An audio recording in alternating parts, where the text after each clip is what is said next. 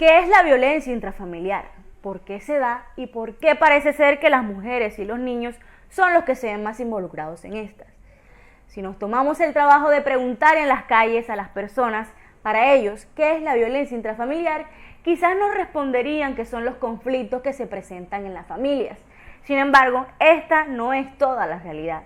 Mi nombre es María Valentina Salcedo Batista y junto con mis compañeras, hoy hablaremos de esta gran problemática que viene afectando a 8 de cada 10 familias en el mundo.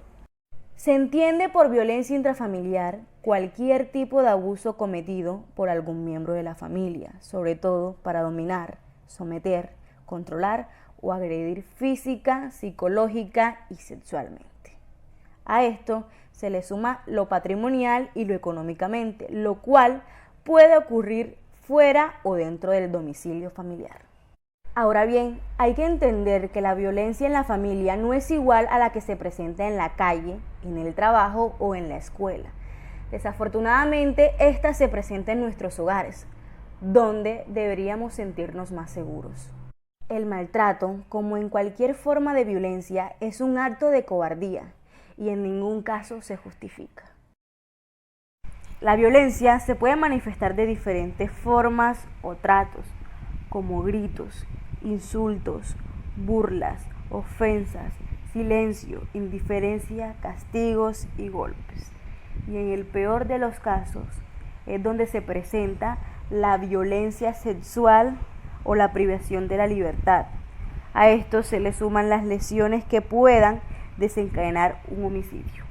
Muchos son los factores que facilitan que el agresor ejerza violencia contra los miembros de su familia, teniendo como base la subordinación económica, moral y emocional de las víctimas.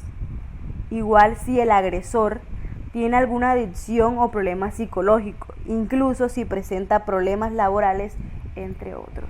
Una familia en situación de violencia no convive en armonía, por lo que la estructura que la conforma se vuelve muy frágil y así no se pueden disfrutar los grandes momentos que con esto vienen, como el crecimiento de los hijos. No se ve la solidaridad en las etapas económicas difíciles, no se disfrutan los eventos naturales de una familia como nacimientos, graduaciones, bodas o vacaciones. Un ejemplo muy claro de este sería si aprendemos a conocer las distintas situaciones que pueden llevarnos a la violencia, podremos resolverlo. El agresor puede ser cualquiera del clan y generalmente maltrata a los menores a través de castigos, pellizcos, coscorrones. Y de esta manera el niño aprende a someterse ante quien es más fuerte que él. Con todo esto se va desencadenando un círculo vicioso, ya que lamentablemente la víctima empieza a ser un victimario y empieza a someter a los que son más débiles que él. A pesar de que esto lo promueve la equidad de género, algunos hombres actúan de manera machista y se pueden volver violentos si provienen de hogares en los que hubo padres golpeadores y a veces imitan este modelo de familia y se vuelven repetidor del abuso. Este comportamiento tiene múltiples expresiones y entre ellas se destaca la que se desarrolla entre los miembros de la familia. A su vez, se considera una de las conductas más lamentables de la violencia humana. Quienes la originan son personas unidas por estrechos lazos de consanguinidad, afinidad o parentesco. Por ello, la expectativa es una relación donde no se produzcan daños o tristeza, sino afecto, amor y respeto mutuo. A su vez, la familia es la institución por excelencia donde tiene lugar la socialización temprana de los individuos, de manera que el ejercicio de la violencia resultaría una barrera para el ciclo de transmisión de los valores humanos asociados al bienestar psicoemocional de sus miembros y también provocaría múltiples daños a la salud física, psicológica y social de quienes tienen esta experiencia. Los estudios sobre la violencia intrafamiliar son una realidad muy antigua, pero se comenzaron a realizar recientemente y todavía existen limitaciones que faciliten disponer de cifras representativas a nivel mundial. El ciclo de la violencia es lento, a veces dura muchos años y pasa por distintas fases. Primero el insulto, el chantaje, el aislamiento de la mujer ante su familia y amigos, después la humillación y finalmente el golpe, después la petición de perdón del agresor a la víctima. La naturalización de violencia intrafamiliar se halla estrechamente vinculada a las representaciones, actitudes y prácticas sociales que prevalecen en el entorno familiar en el cual uno nace y se desenvuelve. Si se formó parte de un hogar violento, existe mayor probabilidad de que se considere la violencia intrafamiliar como una conducta y una práctica normal y natural. Este hábito, que es como una especie de chip incorporado, orienta y determina cómo se debe actuar, en qué momento y con quién en términos de convivencia diaria, afectividad, jerarquía y violencia.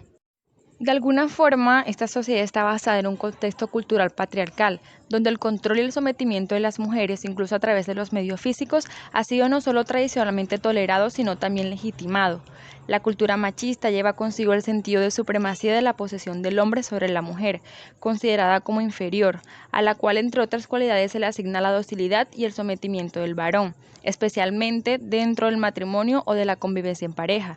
Y es cuando esa convivencia se rompe, cuando la mujer sufre más el peligro de que termine con su vida. Ya para concluir, tenemos que tener en cuenta que el maltrato intrafamiliar no solo se presenta de manera física, sino también psicológica. La violencia doméstica se dirige preferentemente hacia la mujer y los hijos siempre son testigos y por tanto víctimas indirectas. Asimismo y con mucha frecuencia sufren el maltrato de forma directa y experimentan el mismo tipo de actos violentos que la madre. Las repercusiones psicológicas en los hijos van a depender de las características personales, de las circunstancias del maltrato y de la protección que éste ejerza a la figura materna y el entorno familiar sobre el menor. Las reacciones más frecuentes son detectadas con los síntomas de ansiedad, depresión, síntomas de sentimientos de baja autoestima, problemas en las relaciones sociales, conductas agresivas y dificultades en el rendimiento escolar. Las consecuencias psicológicas de la violencia durante la primera infancia y la edad preescolar están relacionadas con el desarrollo del apego. Los niños que experimentan algún tipo de maltrato pueden crecer con una falta o una desorganización del apego. Además, se observan trastornos en las relaciones con sus iguales, conductas de retraimiento, retrasos cognitivos y dificultades en la adaptación escolar. En la infancia media de 6 a 11 años, los problemas afectan fundamentalmente al desarrollo socioemocional. Los menores dificultan en la relación con sus iguales, con comportamientos disruptivos y agresivos. También experimentan sentimientos de baja autoestima, niveles altos de ansiedad y depresión con problemas de aprendizaje.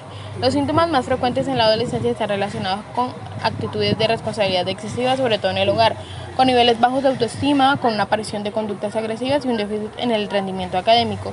Si bien este conjunto de síntomas afectan el desarrollo evolutivo del menor, no siempre van a originar un trastorno que requiera un tratamiento psicológico estructurado. Cuando el maltrato desaparece y la situación familiar se estabiliza con frecuencia, el paso del tiempo y la normalización del ritmo facilitan la superación de las consecuencias psicológicas.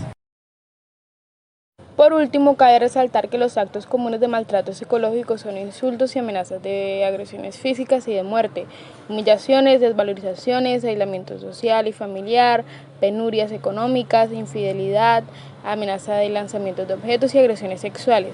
Además de esas conductas violentas, el agresor arremete en muchos casos contra los objetos del hogar.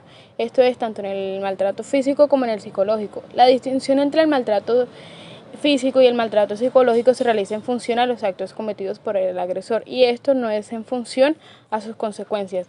Aun teniendo en cuenta que siempre se produce una agresión física o una sexual, siempre existe un maltrato psicológico. Hoy en día podemos afirmar que, en oposición a la creencia generalizada durante años, el maltrato psicológico puede producir consecuencias tan graves como el físico.